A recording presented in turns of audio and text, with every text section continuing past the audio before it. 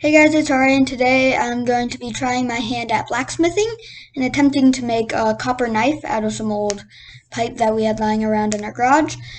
So I hope you guys enjoyed the video. If you have any tips or something, leave them in the comments below. And if you like the video, please like and subscribe.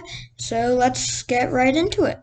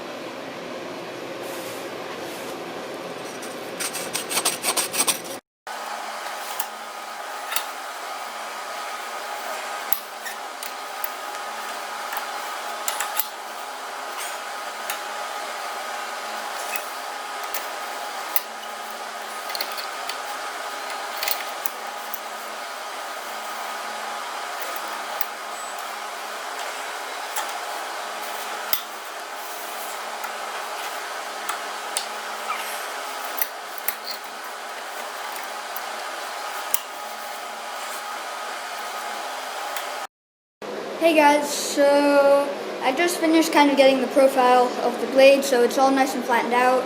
It's pretty straight. You can see this end's a little bit wider than this end. So the next step is doing a low-grade forge weld. So traditionally a forge weld is where you put two pieces of metal or like a pipe in a forge, heat it up, then you hit it, and it's so hot that it squishes the two pieces of metal together, turns them into one. So this is still kind of two different edges. So next step is to heat this up with a blowtorch and then hit it with a hammer and then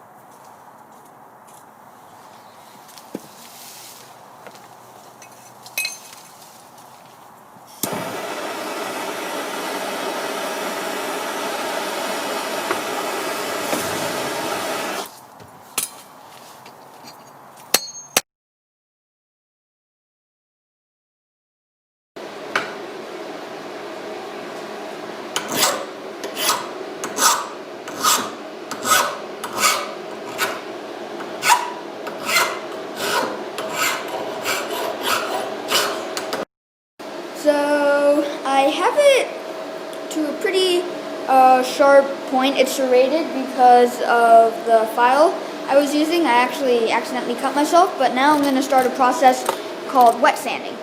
So wet sanding is where you get a sanding block kind of like this, and you get some water, put the water on there, and then you just kind of do that until the blade gets sharp. So you start off with the roughest, which in our case is 200 grit, and then you go all the way up to 600 grit, because that's like the smoothest. We have like most like professional bladesmiths start off at like 1,000, go up to 10,000, 100,000, but this should work fine. So yeah, I won't be able to film all of it because I'm filming this video on a pretty low battery, but let's get started.